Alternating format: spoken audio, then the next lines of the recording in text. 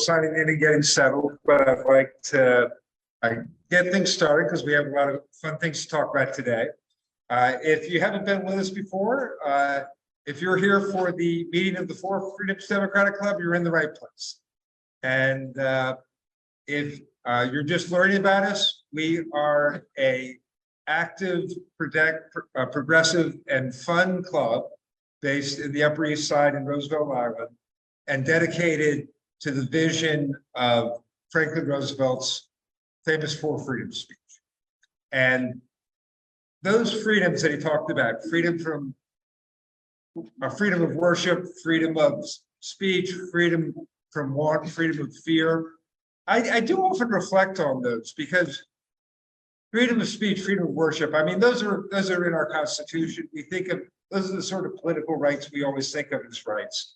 But the fact that he equated that with freedom from want, freedom from fear, that to me is what the core of the progressive movement is about today, that we can create a society where people can learn to be who they are meant to be without want and without fear taking over their lives. And that's what this club is dedicated to. And I hope that if you're new to us, you want to continue to be a part of us.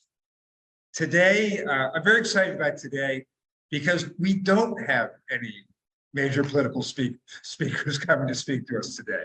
I do love the fact that we have such a great connection with our elected representatives and have the ability to interact with them directly. But this meeting is just going to be focused on the great work that the club is doing. And I will make sure that you've got the three handouts for this meeting because they're very important. We're going to be first hearing from our state committee members about the recent state committee work and the work that's being done to reform the state party. Then we're going to be hearing about our club's code of ethics and some updates that the board is recommending to that code. And then we're going to be focusing on our working groups, which are really the lifeblood of the club. And what they're doing, how you all can get more engaged. And so without further introduction, I will turn it over to our state committee members, Erica Vladimer and Jeremy Berman. We want to finish from the state committee meeting and are talking about the important work they're doing to make our state Democratic Party actually effective working body. Yeah. So I just want to make sure you guys can see yourselves. Okay. Can you see yourself? Yeah, I see. Are you okay with that? I'm good. Okay. Yeah. Hi, everybody. My name is Erica Vladimer. I am one of two of your state committee members here for our assembly district. I'm going to give a brief overview of what Jeremy and I have been doing outside of the state committee and some coalition work, and then I'll hand it over to Jeremy to talk a little bit of how that really helped us succeed during the state committee meeting that we had last week. Yes, last week. Time is really still a flat circle. So some of you might know, and some of you are involved in what we call the Coalition to Replace Jay Jacobs. Now, I want to have your attention to the specific word replace. It's not the word fire because we are actually looking to be proactive here. What we want to do is create a professionalized, energized, mission-driven state party that has leadership that believes in those same things and wants to be able to create the same type of state party, which unfortunately we just don't have now. You ask the current state chair, Jay Jacobs, what he thinks our state party does, the state committee does, well, it's a housekeeping entity. His words. And we don't believe that. That is why Jeremy and I ran for these seats, is because we know that our state party can and should be doing more. So after the November election, when New York was the reason why we lost the House, 1,700 people signed on to a statement that was provided to the governor, basically saying that we deserve better as a state party, and we all wanted to work with her to find a better state chair to help reform the state Democratic Party. And since then, this coalition has been working together over the past few months in different committees. So we had a search committee, right? That was literally set up to create a job description of what a state party chair should be doing, the responsibilities, as well as their qualifiers. How are they qualified to actually be a state party chair? And then start to actually search for somebody who might be interested in the job and actually qualifies for it. We also had a reform committee. How can we change the way that our state party and state committee operates so it's not so siloed in this top-down way, but can engage people like us so we're not sitting here 10 days out from an election saying, I have no idea how to volunteer for the governor who's running against a MAGA Republican.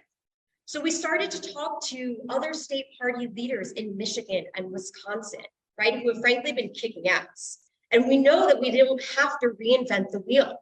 We put together recommendations on how to reform the party, we put together this job description, and a day before the state committee meeting, we rolled this agenda out. It was a memo, a vision of sorts to say, here's the foundation that we want to start with. And we know that a big part of this is finding new leadership. And another thing that came out of this, and Jeremy will talk about this too, is through the reform committee, we started to look at the way that the state committee operates. The fact that rank and file members like Jeremy and I really don't have as much of a say on your behalves because it is such a top-down structure.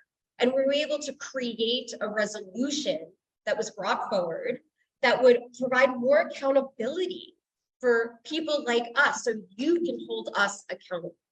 So Jeremy, you want to talk about the actual meeting?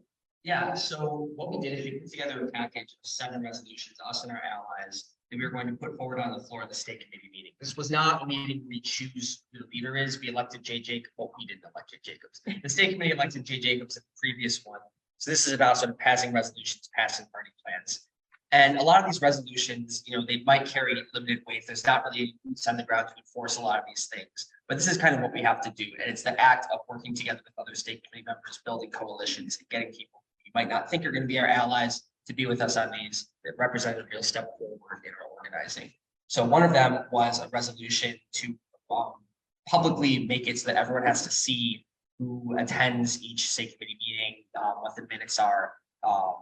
And that fail? No, That one passed? And how we vote, Yes, and how we vote. So that one passed. So that was a big success. Another one that we got passed was our ally John Scott Queens drafted a resolution about promoting and pressuring the legislature to pass an education plan that includes LGBTQ education right now. And that received some pushback from Jay and his crew, but we also got that one passed.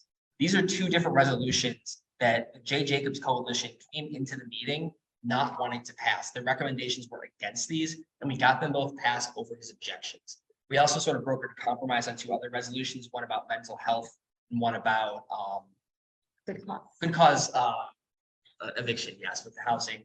We had more specific resolutions planned. There was some sort of back and forth.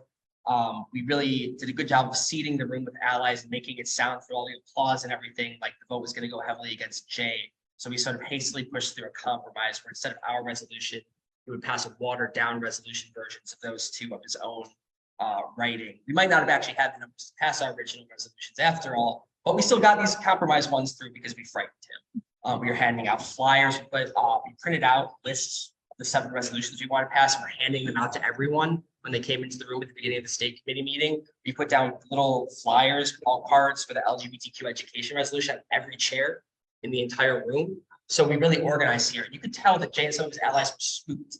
You know, they were raising their hand during the state committee meeting and talking about how some, you know, sinister organized effort was trying to influence everyone. And it's true. It's true. And we did, and it's through the organizing that we did that a lot of those victories. And you know, some of them might seem small, but this is probably the first time in many years that resolutions passed in the Democratic Party that the leader didn't want to pass. So anything we want to achieve from here on out, this was the first step. We can't achieve anything unless we achieve something. And for the first time ever, we actually achieved something. So it was a big day for us. Yeah. And just to emphasize that a little more, you know, Jeremy talked about a few of the resolutions that we negotiated and were able to get passed are legislative specific, policy specific. And when Jay and the chair of what they call the resolution committee were talking about why they should pass, their whole a big part of their reasoning was, well, we've never done resolutions like this. We've never done resolutions that have to do with actual policy. We shouldn't be dictating what the legislature does. And so, of course, us and our allies were like, just because it's always been this way doesn't mean it has to be always be this way. And frankly, if you're telling us that we shouldn't be advocating for policy changes, then why do nonprofits and advocacy groups exist? Why do constituents have meetings with their elected officials? We are doing the same thing and helping carry the voices of our local political club and the people in our communities and what they are fighting for. And because enough of us, not just in our coalition, but other state committee members that we've never met started to stand up and say, yes, I agree with the 20 people who are sitting in those two front rows right there. And it put on this pressure. Jay knows that if he wants to stay in his position of power until he makes the decision to leave, then he's going to have to start negotiating with rebel rousers like us. So next steps, if you are interested in joining the coalition to replace Jay Jacobs, we have our next general meeting this Sunday at 7 p.m. I'll make sure that in our next club email blast that Zoom registration link is sent out to everybody. I'll make sure we put it in our Facebook group as well. And I'll also make sure everyone has my email address. If you have any questions, you can reach out.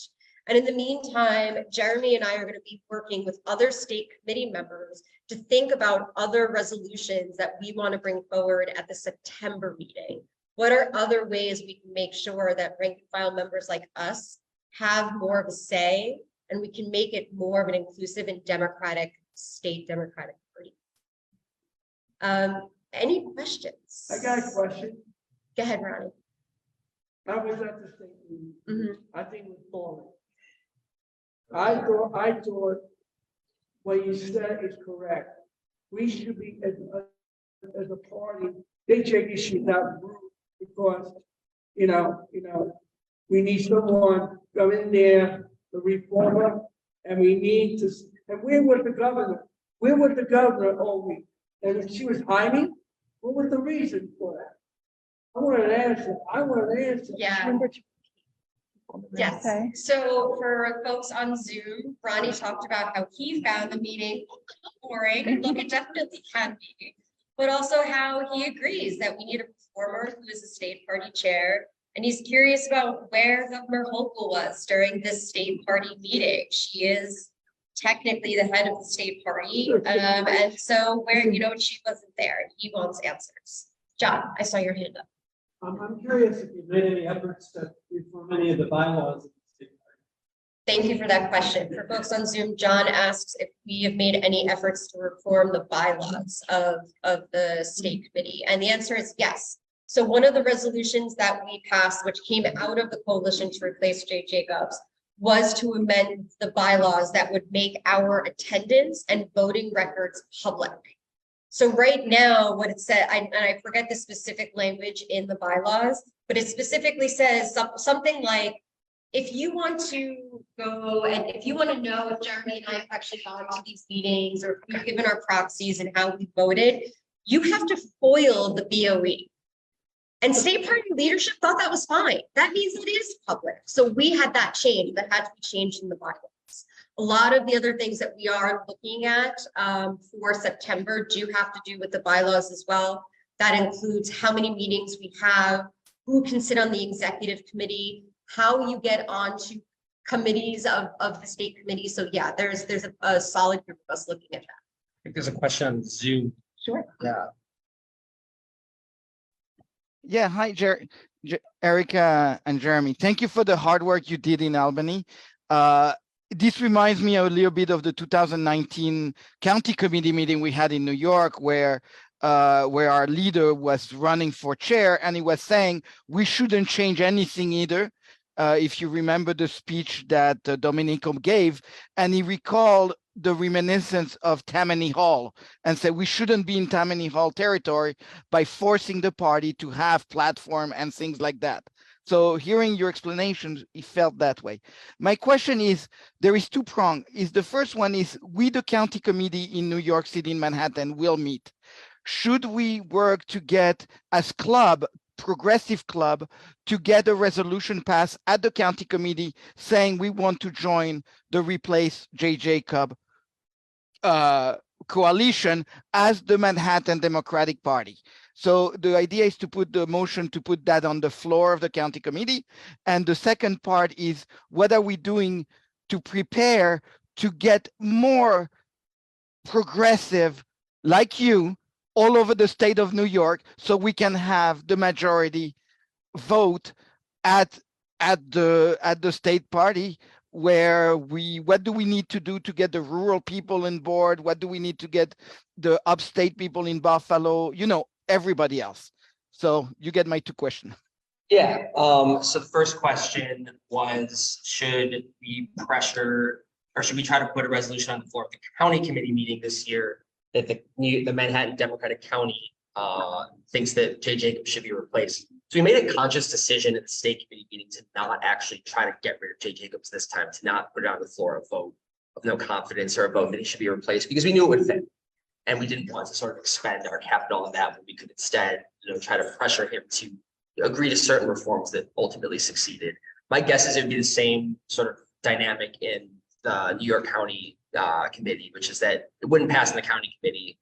And even if it did, it wouldn't affect anything in the state committee. So I'm not sure that would be the most effective use of our time. I don't know if Erica disagrees.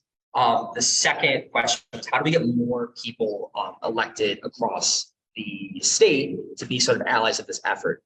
There's only so much For Freedoms can do, but there are, other Democratic clubs in Manhattan that might be having races like this.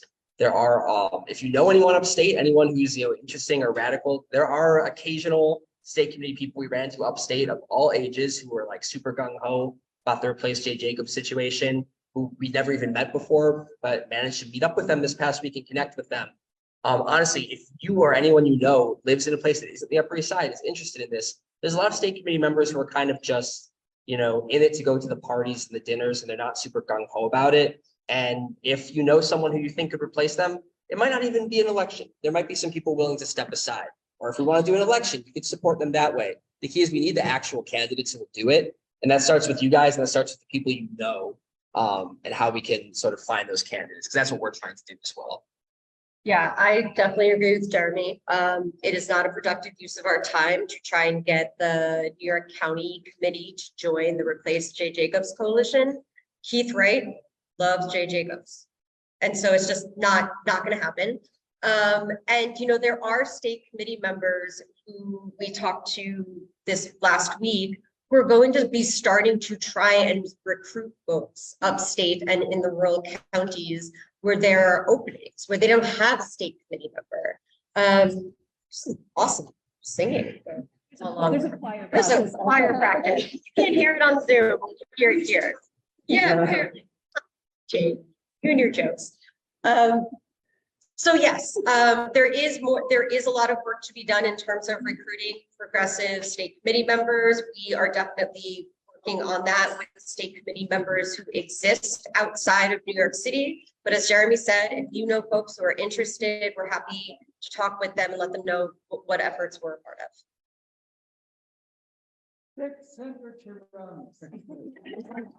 Question. Yeah.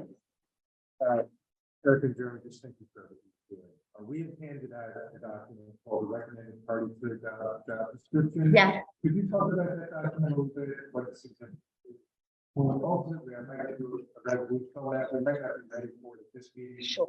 Just got it. Yeah, so this job description is the one that I had talked about briefly before. This came from the Coalition to Replace J. Jacobs from what we call the Search Committee. It was actually spearheaded by Kelly Leeson. Some of you might have met her when she was running for state assembly. And essentially they talked to the state chair of the Michigan Democratic Party and some lead organizers from the Wisconsin Democratic Party to ask them why so many people were getting engaged in what they were doing. What do their state party chairs bring to the table? How do they continue to get more people involved and continue to keep them engaged outside of the standard election process, more in like issue advocacy, something that we are really focused on here as well, and trying to do here in the state party. And that is where this job description came from, was that type of those conversations with successful state parties. And then also just internal conversations. Again, 1,700 people originally signed the first statement that we put out before we were an actual coalition. And since then, we've had three or four general meetings, and we've had easily 300 to 400 people sign and join us for those. And everybody gives their input. We have a massive Slack channel where people talk about the things, even if it's just dropping an article and showing us how this relates to why our state party isn't succeeding, being able to distill that information and work together and saying, here's what we want to do as a state party. And it will take someone with these qualities and this experience to help lead that. And that's where this job description came from. And it was endorsed by the coalition at our last general meeting of about 300 people. Yes. So you're talking about these other states. What's the background? Who are they? What's the background? Yeah, so the question was, who are these other state party chairs that we have been speaking to as part of our coalition? I'm going to be honest, the Michigan State Party chair's name is escaping my memory. But, you know, she came from an organizing background.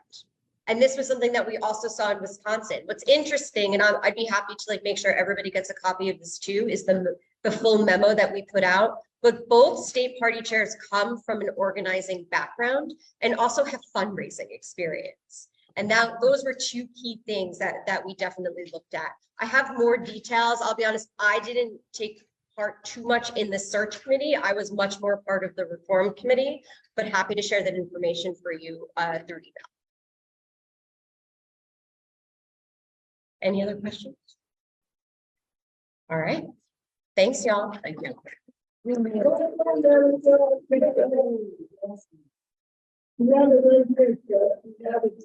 And so like I say, I think this job description is a very important piece of work. And I think it's made an important part of really making our state party be a different organization. I am sensitive to the fact that the people on the Zoom haven't seen it yet. So unless there's some urgency endorsing it now, I'm inclined to say, we've passed it out, we've discussed it, we'll vote on it at the next meeting. You know, I would like to have more discussion about it, because I do think that this is some of the most important reform work, in terms of kind of reform work that this group is doing. Jeremy, we have it here, recognized chair, discussion, qualified overview. Yes, we have it. What we don't have at this point is the people on the Zoom haven't seen it yet. And so it doesn't seem to fair to ask them to vote on the document they haven't seen. Okay. We're going to vote on it the next. Next one. Which is, as with all of our meetings, the third Thursday of the month. The next meeting will be in June.